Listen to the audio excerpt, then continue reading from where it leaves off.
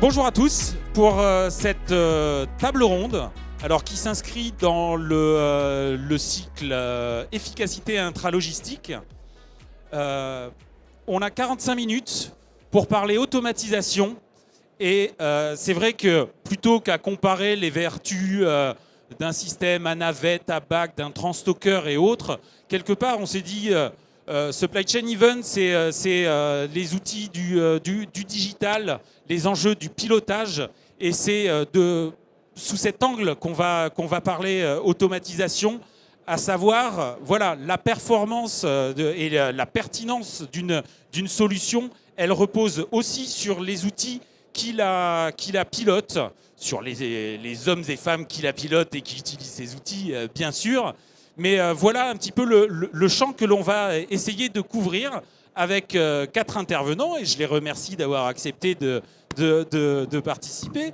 Donc, que je les fasse dans une progression. Linda Tempestini, qui est en anglais Head of Logistic Solutions au sein du cabinet Ethio.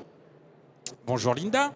Nous avons Constance Larmoyer, qui est manager projet chez KPMG France. Donc là, on a 2 acteurs du conseil. Et alors, c'est fortuit, mais sur une autre petite table, nous avons des offreurs de solutions, d'ailleurs, qui ont tous les deux la particularité d'être à la fois offreurs sur le volet matériel, en tout cas sur une partie de la gamme de solutions, avec une casquette d'intégrateur, mais qui ont aussi une offre logicielle, du WMS, du WCS, et ce sont des acronymes forcément sur lesquels on reviendra, et quitte à les challenger un peu, les outils, en tout cas dans la répartition des rôles qui peut se faire entre eux. Et donc, peut-être que pour commencer, je vais faire un petit tour sur cette idée, cette idée de la conférence de placer l'enjeu de l'automatisation du point de vue des systèmes d'information, des solutions logicielles qui pilotent les installations. Ça vous semble pertinent, j'espère, mais surtout, quel est le ressenti que vous pouvez avoir sur le regard des clients sur ces enjeux de systèmes d'information? C'est quelque chose qu'ils ont vraiment clairement en tête dès le départ, ou au départ, c'est plutôt l'effet waouh, je vais m'équiper d'un système goods to man, d'un système peut-être d'AGV. Voilà, ces enjeux de système d'information, vous avez conscience qu'ils sont bien compris par les utilisateurs, les exploitants et futurs utilisateurs. Qui veut commencer? Peut-être Constance, sur le côté conseil, puisque ça fait partie du métier du conseil que d'accompagner dans la globalité les clients. Très bien. Bonjour à tous. Alors sur la partie effectivement de compréhension des différentes solutions qui existent sur le marché, puisque en général un projet de mécanisation commence par une idée, par une envie. On a vraiment plusieurs types de clients. On a des clients qui ont entendu parler d'un nouveau système innovant et pour faire de leur usine, de leur entrepôt, de leur supply chain une espèce de vitrine, ils ont très envie d'avoir un nouveau système, mais effectivement sans forcément se poser la question de est-ce que c'est pertinent et est-ce que c'est adapté à ma propre situation. Donc bien évidemment le côté vitrine est important parce que ça crée de l'innovation et ça motive les autres à aller dans cette orientation. Mais bien sûr, c'est surtout la pertinence de la solution qui est le plus important pour avoir justement une solution qui répond à son propre besoin et à son propre type de flux pour avoir justement la meilleure solution. Et quand on parle solution, c'est à la fois un volet matériel et un volet système d'information. Exactement. Dans les solutions, on a des solutions. Alors, on a plus ce qui se voit. Donc ce qui se voit, ça va être l'outil, vous connaissez un certain nombre d'éléments sûrement, type transstocker, navette et compagnie. Donc ça, c'est ce qui se voit, mais la machine ne fait pas tout. Il faut savoir qu'effectivement, pour que la machine soit opérante et opérationnelle, il lui faut tout un système, tout un système d'information qui va derrière. Et c'est ça qui va vraiment gérer le pilotage de cet outil. Linda ? Peut-être pour compléter le propos, bonjour à tous. La maturité de nos clients, c'était votre question Maxime, elle est très variable finalement. On a des clients qui se posent très vite la question avec quel système je vais piloter une automatisation, tout comme d'autres le reportent un petit peu sur un second plan. Et effectivement, dans ces cas-là, on est là pour les éclairer sur la possibilité d'animer une mécanisation avec leur propre système ou la nécessité d'en changer s'ils veulent aller vers une mécanisation un peu plus poussée. Donc voilà, la maturité des clients est variable sur ce sujet-là, mais cet enjeu du système de pilotage, on l'amène très très vite sur la table parce qu'on ne fait pas une mécanisation sans un système d'information mature. Je pense que voilà, les confrères de l'autre table pourront confirmer ce propos. Merci. Bon, je vais me présenter parce que Oui, je suis désolé, je réalise. Donc, Luc Molinari, oui, j'ai présenté que la première table. Luc Molinari, qui est directeur adjoint de Kerber Supply Chain France, et Laurent Gourdon, qui est directeur général de GRN Logistique et SSI Schaeffer France. Je vais juste donner la vision éditeur, effectivement, parce qu'on n'est pas en amont, mais ce qu'on voit dans les nouveaux projets, c'est que on a de plus en plus de demandes sur l'automatisation pour des contraintes de densification de stockage, parce qu'on veut optimiser les assets. On a un entrepôt, on a plus de flux, donc on a besoin de densifier, donc AutoStore, Miniload, Shuttle. Mais aussi, pour beaucoup d'acteurs, l'augmentation des lignes de préparation, l'évolution du e-commerce, l'évolution de la demande va pousser à aller vers plus de performance, toujours en optimisant les assets. Finalement, on ne veut pas construire forcément toujours des plus gros entrepôts. Et ça va intervenir sur deux configurations. Un entrepôt existant, donc on a déjà un WMS, et comment le système de pilotage, quel sujet on peut l'adapter d'un process manuel à un process hybride, manuel et automatisé ou complètement automatisé, ou finalement un projet peut-être pour vous, feuille blanche, où là on peut penser, finalement on a une nouvelle page et qu'est-ce qu'on peut faire de mieux, tout en gardant de plus en plus un œil sur la flexibilité. C'est-à-dire que l'automatisation, il y a 20 ans, c'était peut-être Miniload, Transstocker, mais qui avait des contraintes structurantes parce qu'on ne le bouge pas facilement, on ne le fait pas évoluer facilement, même si c'est un intérêt. Et l'évolution des robots autonomes, des AMR ou des autres solutions apporte quand même cette flexibilité et cette sécurité sur l'avenir pour adapter finalement mon activité, mon process à un flux qui peut être variable avec tout ce qu'on connaît actuellement. Et Laurent Gourdon, est-ce qu'il y a d'ailleurs des cas de figure et voilà, des clients qui, dès le départ, on voit que leurs systèmes d'information permettront pas d'automatiser Oui, alors c'est sûr qu'aujourd'hui, le système d'information, moi j'ai une vision un peu différente. Pour moi, c'est la clé. Et on ne doit pas penser technologie, on doit penser système. Système, c'est des multitechnologies. On parle de systèmes qui vont déplacer des petites charges, des bacs, des cartons, des systèmes qui vont déplacer des palettes. On parle de robots, d'AGV. Mais en fait, tout ça, ça marche. Et ce sera performant que si on a un système informatique qui est là pour l'optimiser dynamiquement. Donc on parle de dynamique parce que les portefeuilles de commandes, l'activité, tout évolue à la fois dans la journée, dans les gens qui ont des process express et dans le reste. Et pour nous, en tant que fabricants de toutes les technologies chez Schaeffer, on a une vision globale, mais en fait, finalement, la clé de voûte, c'est ça. C'est la partie IT qui va être capable vraiment en temps réel d'optimiser et qui va garantir un taux de service et un taux de fiabilité. Parce qu'au final, on peut s'automatiser, on peut avoir une très belle installation, qui a une bonne vitrine. Et la question, elle est assez simple. C'est est-ce que tous les jours, je fais mes flux et est-ce que je fais ma qualité ? Et aujourd'hui, finalement, c'est ça le vecteur qu'on doit conserver comme critère. Et la clé de voûte, c'est l'IT. Et effectivement, il y a aussi des clients qui sont matures, qui se disent j'ai un WMS, mais qui fait plutôt de la gestion. Maintenant, si j'automatise, je vais devoir passer dans du pilotage. C'est pour ça qu'on parle de WCS, qui est une couche de pilotage et d'optimisation. Et c'est quelque chose qui est très, très important pour le résultat. Et à la technologie, est-ce qu'on prend une technologie robot ? Est-ce qu'on prend une technologie ? Plus on va monter dans les tailles d'entrepôt, déjà, plus on n'est plus du tout monotechnologie, on est multiple technologie. Et la combinaison, c'est l'IT qui va l'optimiser et le gérer. Alors, on a beaucoup de points qui ont été soulevés, hein. La complexité des préparations à réaliser, la complexité des installations, parce qu'elles sont mixtes, parce qu'il y a déjà une partie de mécanisation, il peut y avoir une préparation à gare sur laquelle on va vouloir greffer d'autres types de solutions. On a parlé des enjeux de performance, bien sûr, mais je reviens à cette dissociation d'un volet matériel, d'un volet informatique.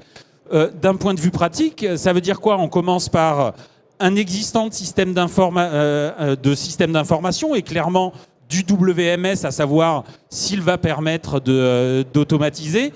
Et si la décision est de dire oui, il faut changer le WMS, ça veut dire que se mettent en place 2 chantiers parallèles. Un portant sur le choix des solutions et leur déploiement, et un sur l'aggiornamento des systèmes d'information. Comment c'est géré, notamment d'un point de vue conseil? Ce sont des sujets différents, des calendriers différents?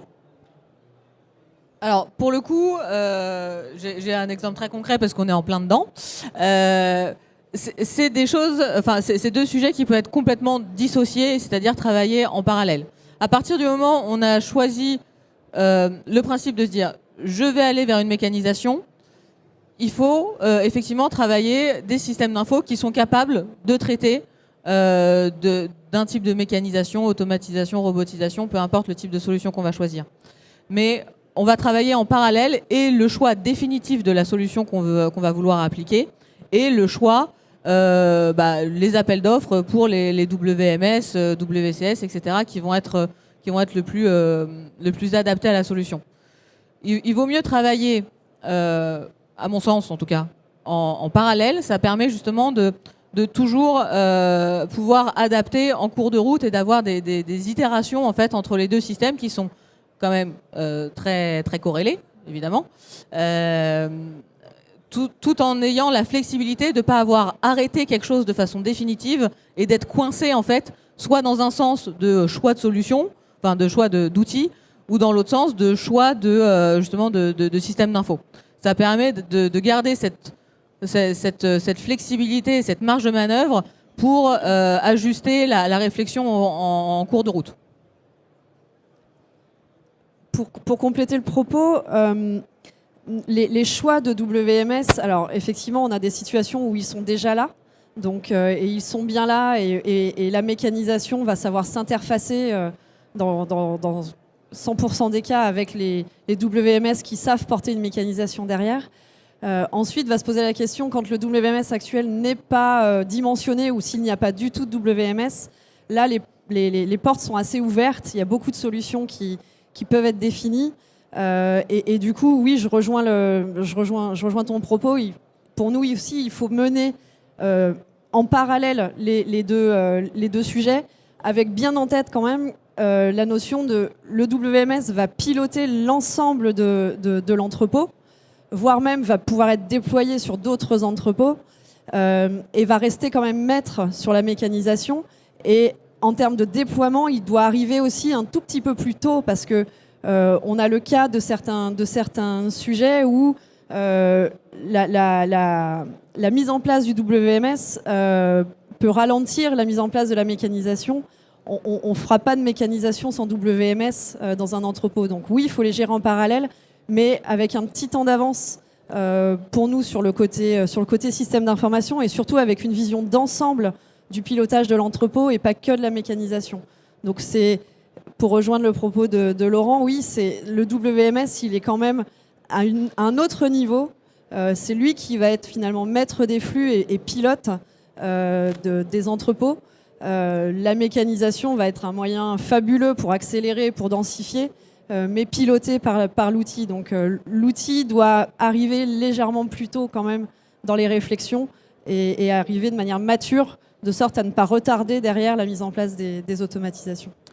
Et on y viendra aux enjeux de WMS, de WCS. On y viendra juste sur ce sujet de la dissociation d'un volet matériel et d'un volet logiciel. Votre regard sera peut-être un petit peu différent à l'un comme à l'autre, puisque vous êtes dans des organisations qui ont les deux fers au feu et avec des capacités d'intégration associées. Alors nous, sur le marché français, on n'est pas concurrent parce qu'on n'a pas d'installation de mécanisation, mais dans notre suite logicielle, chez Kerber, on a historiquement beaucoup d'expérience dans la mécanisation, côté industriel. Donc je dirais qu'on a eu une histoire en deux temps. Il y avait au début une couche qu'on va appeler WCS qui était intégrée au WMS, donc qui pouvait dialoguer avec le PLC, on va dire, donc avec les automates. Après, on a une demande de certains clients d'avoir uniquement un WCS. Donc là, on dissocie WMS, WCS et automatisation. Donc on a mis en place un WCS finalement qui est dans notre suite logicielle, mais qui est multiconstructeur. Donc je crois qu'il y a une grosse nuance à faire aussi entre les WCS des constructeurs qui vont piloter une installation dédiée, à un WCS qui peut être plus global finalement, qui pourrait piloter un système hétérogène avec du Schaeffer, du Knapp, enfin du TGW ou d'autres systèmes, qui permet en pilotage d'avoir une vision d'ensemble plutôt que d'avoir finalement NWCS. On a ça chez des clients qui ont des mini-loads d'une certaine marque et 3 trieurs. Historiquement, ils ont 3 PC collés au système et en termes de pilotage, de maintenance, de visibilité sur les flux, on a une rupture entre le WMS et puis ce qui va se passer en local sur le WCS, qui impose des protocoles de communication assez complexes, qu'on fait des mises à jour de stock. Enfin, on ne va pas rentrer dans le détail maintenant, alors que avoir un système intégré, alors c'est WCS plus proche de l'automatisation ou plus proche du WMS, on peut avoir une frontière effectivement qui est très discutable, très discutée. Il n'y a pas de solution miracle, tout est possible finalement peut-être. Mais en tout cas, les nouveaux WCS qui peuvent avoir une vision transverse, une visualisation, donc piloter c'est aussi voir, c'est pouvoir intervenir sur les flux, c'est pouvoir redire j'ai routé un colis sur un réseau de convoyage, je veux changer la priorité, je veux voir une action concrète sur ma commande en fait.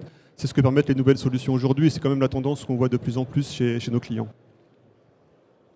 Je partage tout à fait cette analyse. C'est-à-dire qu'en fait, je pense que le WCS, il y a une évolution qui est en train d'arriver. Il va monter en compétences et en fonctionnalité pour rejoindre le WMS. Et le WMS est en train de remonter vers les ERP, c'est-à-dire que son champ d'action va de plus en plus vers les ERP, parce qu'on parle d'order management, etc., qui sont plutôt des fonctions qui sont basées dans les ERP.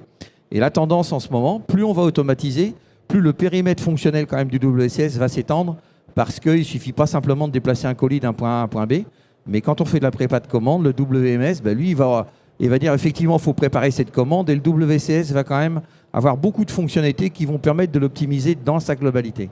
Donc pour nous, et le fait de connecter un WCS à des systèmes hétérogènes, nous en tant que fabricants, on fait ça très souvent en fait, parce qu'effectivement, l'idéal, c'est d'avoir un seul WCS qui pilote tous les flux pour avoir une vision et une optimisation globale. Et comment garantir un taux de service et un taux d'utilisation si on n'a pas une vision globale?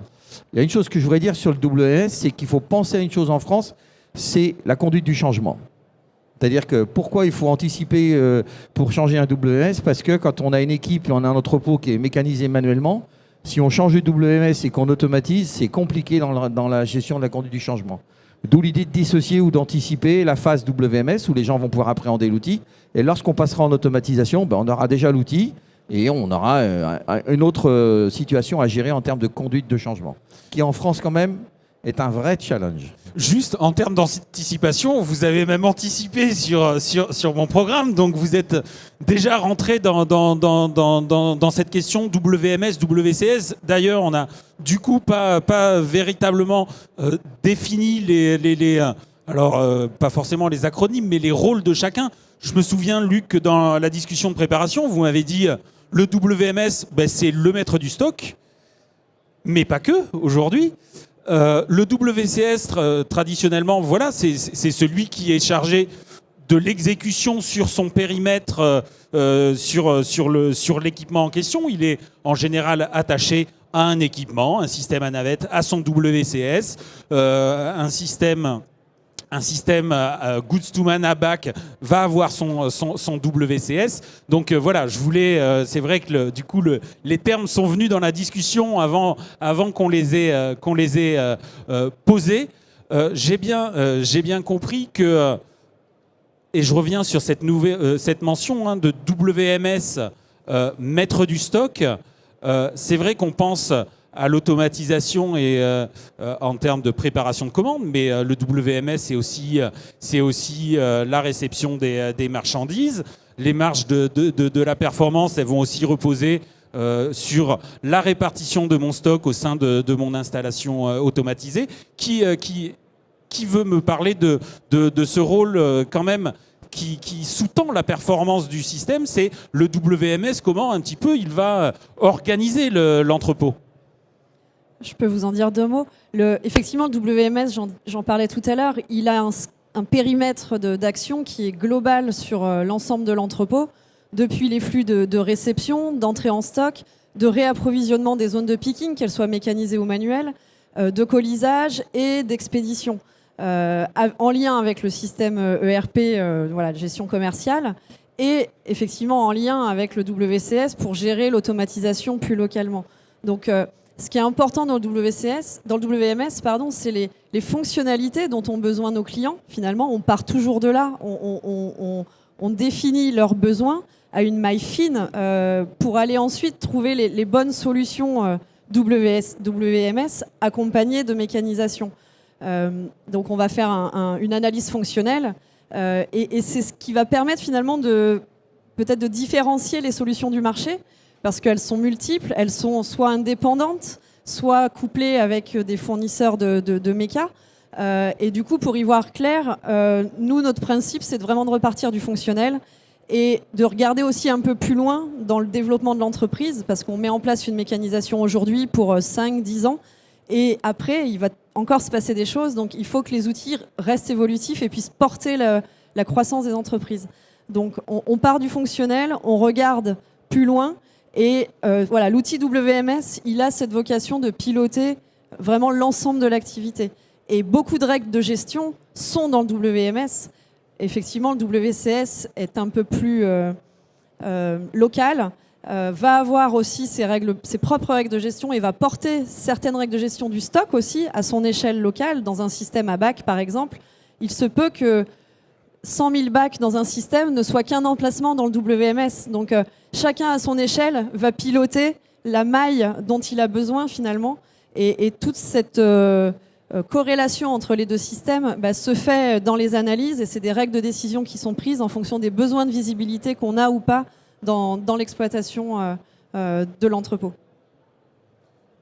Sachant que en ce moment, nous qui fabriquons des systèmes, un peu tous les systèmes, c'est-à-dire de la réception au stockage, à la prépa, à l'expédition. Maintenant, dans les anciens systèmes, même les systèmes qu'on fait aujourd'hui, on a tendance à dire on fait de la réception, on met dans un système, on stocke et on va préparer la commande pour aller mettre des palettes en attente et puis on va charger les camions. J'aurais tendance à dire que maintenant, nous on voit sur un certain niveau de projet, ça c'est un mode business model qui est en train de changer. Maintenant, on prépare les commandes, on stocke les cartons dans un système automatisé et on va reséquencer à travers les robots en temps réel pour remplir les camions en fonction des tournées.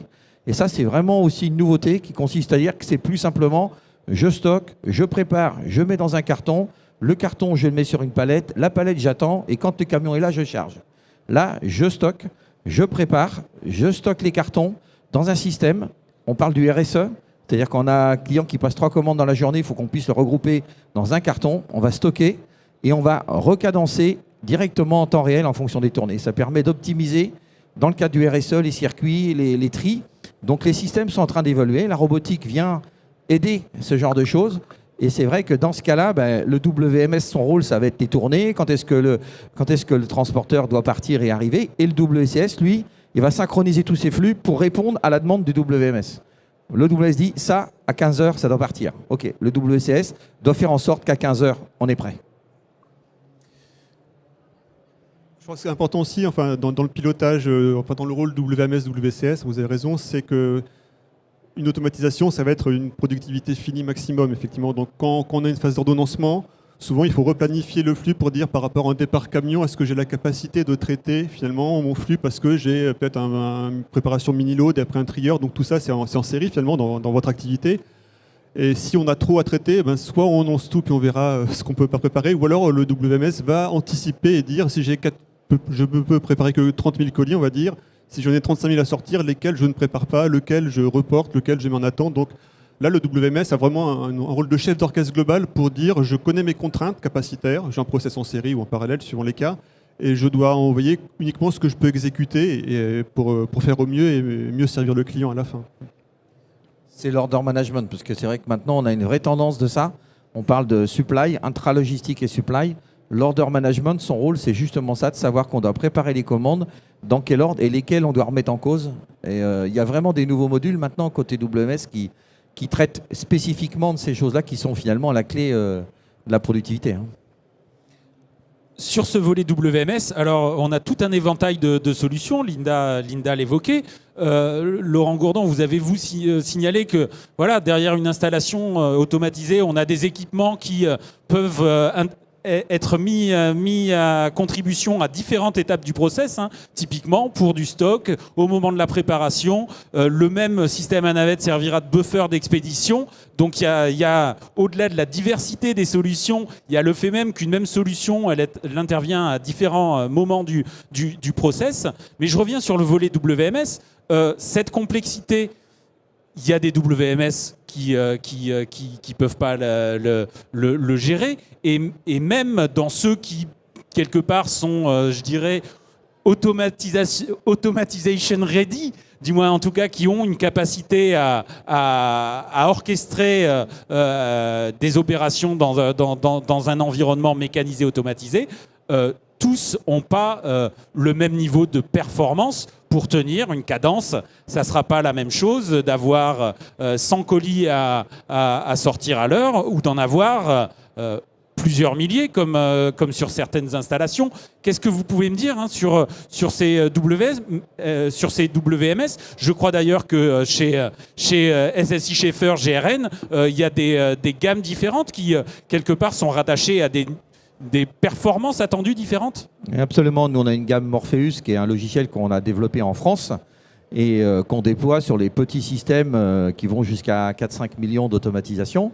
Et après, quand on arrive à un certain stade, on a un autre outil qui est un outil groupe qui a été développé et qui a des fonctionnalités particulières qui sont liées à de la haute performance. On parle de milliers de colis à l'heure, on parle de 500 palettes heure, donc des très gros débits. Ou là, de la multitechnologie, et on doit non plus gérer simplement des tops, mais aussi des flux en temps réel, connaître en temps réel chaque position, ce qui se passe. Et là, il faut des niveaux technologiques qui sont au-dessus, et la complexité est différente forcément, puisque ça demande beaucoup de travail, de préparation, d'analyse du besoin, des process, et un lien aussi avec la simulation, puisque dans ce cas-là, on a la simulation statique et dynamique, et après la simulation, on va intégrer les paramètres dans le WCS pour atteindre la performance, qui explique pourquoi on a des niveaux de WMS et de WSS différents, parce que quand on arrive à un certain stade de complexité avec des très hautes performances, on est obligé de monter en gamme côté fonctionnalité et connexion avec la simulation. On va arriver sur le volet WCS quelque part en se disant que voilà, si on a un WMS qui n'est pas forcément la Rolls du marché, est-ce que quelque part on peut se dire j'en demanderai d'autant plus à mon WCS pour l'exécution? De la même façon, se dire j'ai tels équipements, un système à navette qui a priori peut fonctionner à telle cadence. Est-ce qu'il y a des marges de manœuvre dans la façon dont on le sollicite, dont on le pilote, qui vont permettre d'en tirer plus ou moins, ou peut-être d'anticiper la charge et de pouvoir la lisser pour faire que plutôt que de prendre une machine à 100 000 bacs, on n'en met que 70 000, mais en se disant que les outils du pilotage permettront de répondre quand il y aura un besoin surdimensionné. Qu'est-ce que vous pouvez me dire comme ça sur ces différentes compensations, hein, entre le volet matériel et les volets logiciels pour atteindre une performance globale? Je vous vois tous un peu interrogateurs. Est-ce que c'est... Non, c'est la façon dont vous l'avez exprimé. En fait, on va partir du besoin, toujours. Et l'idée, c'est pas de surdimensionner ou de sous-dimensionner une installation et d'aller compenser avec d'autres systèmes. De manière peut-être plus simple, on va d'abord dimensionner avec le bon horizon et puis avoir les bons outils mécaniques. Et le dimensionnement informatique, il est plus dans la capacité à être, je dirais, techniquement réactif au niveau de toute la maturité des bases de données qui sont derrière. Mais compenser, on peut compenser finalement un outil WMS qui ne serait pas complètement mature par du développement spécifique. Ça, c'est possible. Mais aller compenser de la performance, si on part sur cette base-là, c'est presque un peu dommage quand on lance un projet WMS ou WMS plus automatisation. voilà, le bon dimensionnement des outils, c'est des outils qui sont pérennes dans le temps. On n'investit pas des millions pour avoir quelque chose de compensé. Donc c'est pour ça que j'étais un peu dubitative. Mais sur le dimensionnement, il faut que les outils aient le répondant finalement et que le ping-pong se fasse bien pour que la performance soit bonne. Donc certains outils un peu moins dimensionnés ont peut-être moins de maturité sur cette gestion des données et cette réactivité. Après se pose la question de l'architecture, mais c'est encore une autre couche qu'on va aborder peut-être après. Ouais, juste pour compléter ce que tu disais, effectivement, si j'ai un WMS qui est moyen, est-ce que je peux compenser par un bon WCS? Ce qu'on disait au début, il faut quand même un bon chef d'orchestre. Si j'ai un mauvais chef d'orchestre en amont, et vu le coût d'une transformation, mécanisation, est-ce que c'est quand même un peu risqué de se dire je compense en gardant quelque chose qui est un peu faible ou un peu moyen ou un peu obsolète? Vaut mieux quand même repenser l'ensemble pour se moderniser. Sachant quand même que je pense que c'est une question de niveau de performance. Si je vais automatiser avec un niveau de performance assez faible, finalement, je peux peut-être me passer de changer mon WMS. Si j'arrive à beaucoup de technologies combinées, avec un système où j'ai de la performance, là, il ne faut absolument pas faire l'économie. Je traite 2000 lignes jour, demain, je vais en traiter 3000, je vais mettre un convoyeur multigare, je mets une couche WCS, mon WS, finalement, ça va le faire. Maintenant, je vais passer de 3000 à 10 000, j'ai d'ultra-automatisation, là, je prends un risque. C'est toujours une question de curseur, en fait. Et ce que je voulais dire sur la boîte noire, il y a plusieurs façons d'intégrer le WCS. Soit je l'intègre en tant que boîte noire par technologie, je mets un WCS sur mon shuttle, préparation de commande, et mon WMS au-dessus va tout gérer. Et je mets un WCS qui gère les convoyeurs, et mon WMS est au-dessus. Ou alors je dis non, je prends tout le système automatisé, j'ai un seul et unique WCS qui va gérer tous les composants automatisés, et du coup, mes besoins de communication en temps réel avec le WMS sont beaucoup moins importants parce que le temps réel, il est fait par le WCS.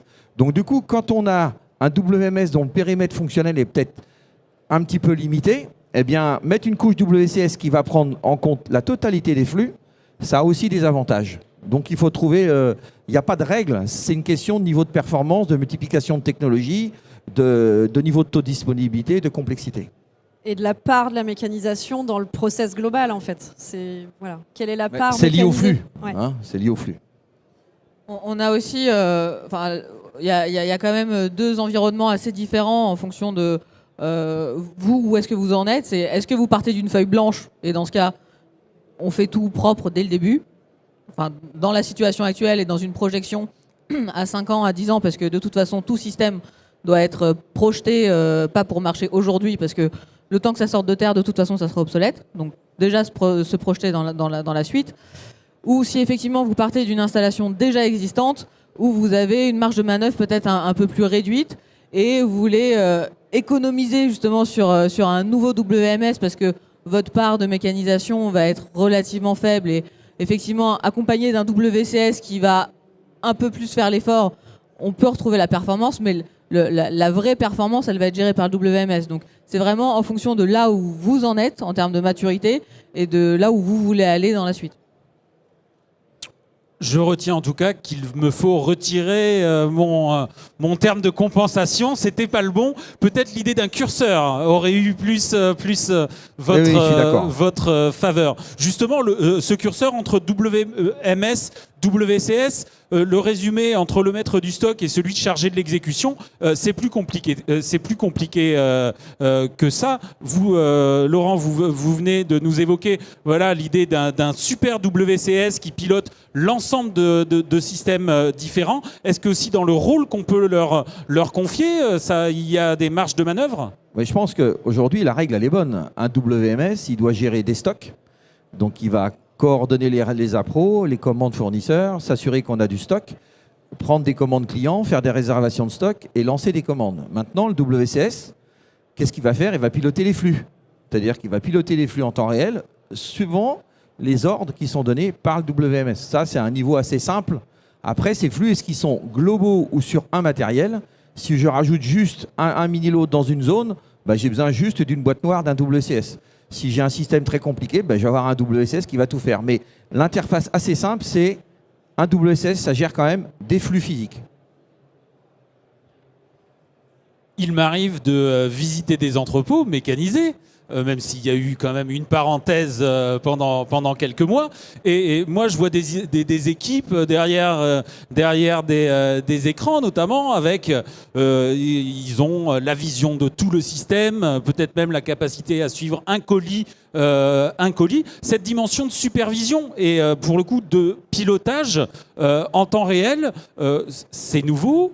Ça repose sur quoi et sur quels outils? Moi, je suis pas allé voir dans le coin si c'était leur WMS, leur WCS, mais voilà, cette dimension de supervision et de pilotage, elle repose sur quoi? Quelle interface et qu'est-ce que ça permet?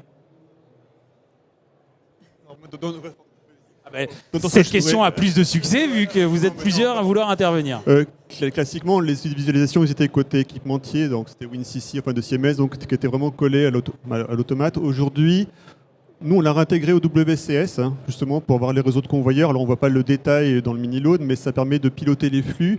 On a développé un outil de conception graphique, donc on se base sur le plan AutoCAD et avec du drag and drop, on va mapper l'ensemble des routes possibles sur les convoyeurs. Ça permet quoi? Ça permet aussi d'avoir une intelligence qui va dire, sur un réseau de convoyeurs complexe, de rerouter, finalement, de redéfinir des routes de convoyage si jamais on a un engorgement, parce que le monde réel s'est fait de problèmes aussi sur des automates.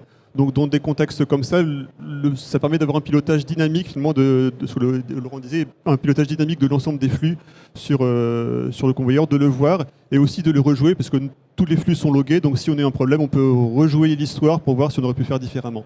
Donc ça donne quand même plus de pilotage et plus de puissance au WCS, à celui qu'on avait avant, effectivement.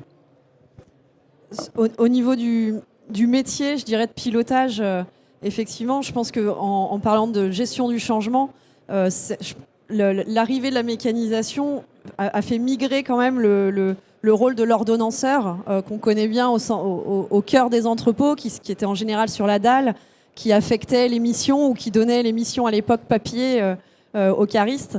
Cette dimension-là, elle a fortement évolué et avec les gros entrepôts mécanisés, on implante maintenant des tours de contrôle, des control rooms qui sont dotés de multiples outils. Donc on y retrouve effectivement le WMS parce que c'est de là que part le lancement des commandes. On y retrouve le WCS parce qu'on le disait tout à l'heure, certaines infos sont aujourd'hui disponibles que dans le WCS. Quand on est à une maille très fine, ça dépend comment nous avons construit l'analyse fonctionnelle, mais globalement, voilà, ces deux systèmes se complètent et c'est souvent intéressant d'avoir les deux visions.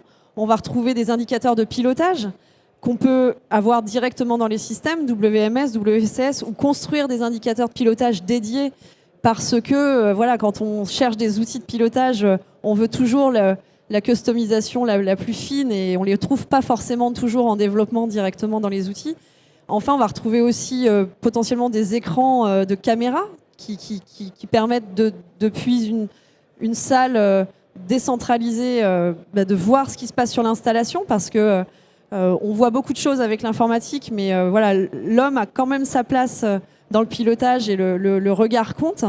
Et on peut aussi retrouver des systèmes, alors c'est peut-être le système dont tu parlais, finalement, on appelle ça des SCADA dans l'automatisation, mais de visualisation de l'installation. Donc c'est de la visualisation graphique de votre installation. Globalement, quand tout est au vert, l'installation est verte. Si vous avez un moteur ou un capteur qui commence à faire défaillance, vous allez avoir des alertes sur ce type d'écran. Et donc c'est des outils qui sont utiles au pilotage pour être réactifs dans la correction d'anomalies. C'est utile en général aussi, c'est partagé avec les équipes de maintenance qui sont sur site parce qu'elles interviennent assez vite pour résoudre un blocage, une accumulation de cartons ou une panne un petit peu plus lourde.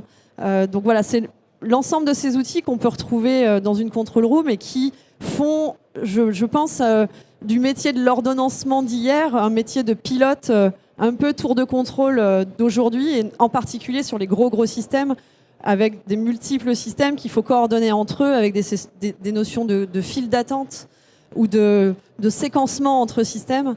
Voilà, tout ça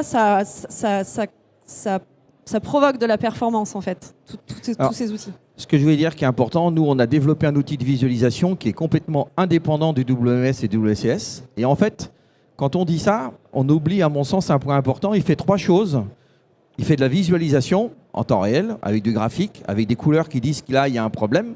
On peut voir en temps réel quelque chose qui se déplace. Ça permet d'éviter de se déplacer physiquement. On voit la palette avec le code barre de la palette. Et il fait de l'historisation des fonctionnements et du défaut et du taux de disponibilité. Ça permet de voir, parce que quand on a des systèmes complexes, on est incapable de comprendre dans une journée si ce système-là, il a performé à 80% parce que j'ai pas pu faire toute ma journée ou j'ai pas atteint la performance. Donc il va permettre de mesurer les taux de disponibilité, le nombre de défauts et de regarder le système, il est fiable, mais il y a un opérateur qui intervient ici et ça crée des dysfonctionnements. Donc ça permet de l'historiser. Et après, c'est du KPI qui permet de mesurer par rapport à ce qu'on a défini au départ en disant on attendait telle performance à la réception, telle performance à tel endroit, dans les sous-systèmes, et de mesurer les KPI et de le vérifier. Et après de se dire, finalement, globalement pour mon installation, le chemin critique en ce moment, c'est ce point. Et à ce moment-là, on va travailler sur l'optimisation de ce point. Et nous, on a mis en place ce système de visualisation qui est connecté à tous les systèmes, y compris les confrères, et même au WMS qui permet de relancer des KPI sur l'activité des commandes pour avoir une visu globale. Sur cet aspect supervision, effectivement, on voit que les systèmes en soi sont de plus en plus sophistiqués pour mettre de l'intelligence dans leur propre supervision. Mais un point qui reste quand même très important, c'est les hommes qui sont derrière, puisque les machines, elles restent paramétrées sur des règles de gestion, sur des choses qui sont, sur des éléments qu'on peut bouger à droite, bouger à gauche, etc. Et un exemple assez fort que j'ai vu chez un de mes clients qui, lui, avait un Goods2Man très gros, très fort, très efficace, etc., qui avait été très bien dimensionné à la base. Il avait mis 70% de son flux dans son Goods2Man. Donc c'était vraiment une pièce maîtresse et assez critique dans son flux, dans le pilotage de son flux. Sauf qu'avec cette supervision humaine, des hommes qui étaient autour de ces règles de gestion et autres, en fait, la connaissance s'est perdue au fil de l'eau, à force de turnover, à force de... C'est la vie naturelle d'un entrepôt, on perd des gens, on met d'autres personnes en poste, etc. Et ce qui fait que chacun, au fur et à mesure du temps, au bout de 1 an, 2 ans, 3 ans d'exploitation, avait bougé le paramètre un peu à gauche, un peu à droite, un peu à gauche, un peu à droite, et ce qui fait que la machine fonctionnait de moins en moins bien, mais personne ne savait pourquoi, et personne ne savait surtout comment la remettre, ne serait-ce qu'en paramétrage d'origine. Et ça, cette notion de supervision, elle a causé concrètement, pendant qu'on était en intervention sur site, 3 jours d'interruption totale de la machine. Donc 70% du flux de cet entrepôt-là bloqué pendant 3 jours. Parce que justement, on avait perdu la compétence humaine. Donc il y a une vraie notion de maintenance. On parlait des équipes de maintenance. Elles n'avaient pas été impliquées dès le départ dans le projet. Donc ils s'occupaient toujours de la maintenance, effectivement, d'aller débloquer un colis coincé dans un convoyeur. Mais de là à faire repartir la machine correctement, il n'y avait plus personne. Donc c'est quelque chose de vraiment important de capitaliser sur l'humain et sur la supervision humaine des outils. Je vois que l'heure tourne, on va être en difficulté pour les questions de la salle. Juste un dernier point, c'est vrai que dans Goods2Man, il y a Man, et on a tendance à l'oublier, il faut du monde pour derrière les postes de picking. Les hommes, on les voit dans sa supervision, on peut voir la disponibilité en temps réel de chaque système en rouge, hein, mais les hommes, comment on les intègre dans ce pilotage ? C'est très très important, et justement la supervision, ça permet de voir que si un système, on est à 110%, ça veut dire qu'on va demander beaucoup aux gens. Et le but du système, c'est de mettre les gens dans le confort. Parce que quelque chose qu'on oublie quand même, quand on fait des kilomètres tous les jours, aller faire du picking dans les étagères, si on vient devant un Goods2Man, on va avoir de l'ergonomie et il faut amener les opérateurs ou les opératrices à un niveau de performance qui est acceptable humainement. Parce que l'humain, c'est fondamental. On a parlé du Goods2Man, mais à plein d'endroits. Et oui, on a des caméras qui sont connectées à la supervision, on peut voir ce qui se passe. Il y a des gens, ils ont une posture, il y a des produits qui sont lourds, qui ont dérivé, il faut le traiter. Et l'humain est très important globalement dans tout le projet, hein, parce que sans l'humain, il n'y a pas de projet. Et la planification du coup des hommes, cette notion de oui, je planifie l'activité pour la piloter, mais je regarde aussi ma capacité humaine parce que effectivement dans les systèmes on peut ouvrir des postes, mais s'il n'y a pas une personne derrière, il ne va pas se passer grand chose. Donc cette notion, ces routines finalement qu'il faut mettre en place dans la gestion du changement pour accompagner la mise en place de la mécanisation, elle est essentielle dans la réactivité et dans la performance. La logistique a un taux d'absentéisme qui est là. Tous les matins, on se pose la question de est-ce que tout le monde est là ou pas, et il faut aussi savoir être réactif et ajuster certains paramètres à la journée pour pouvoir réagir face à la capacité de production liée aux hommes qu'on va mettre derrière les postes de préparation. Eh bien, merci. Alors, je suis désolé parce qu'on ne va pas avoir de temps pour prendre des questions de la salle. Mais l'avantage, c'est que chacun d'entre vous a son stand. Je ne connais pas encore par cœur le mapping du lieu, mais je vous invite à vous reporter aux brochures ad hoc pour aller poser des questions complémentaires, donc respectivement à Ethio, à KPMG, à Kerber Supply Chain et à SSI GRN. Et je vous remercie tous pour cette table ronde.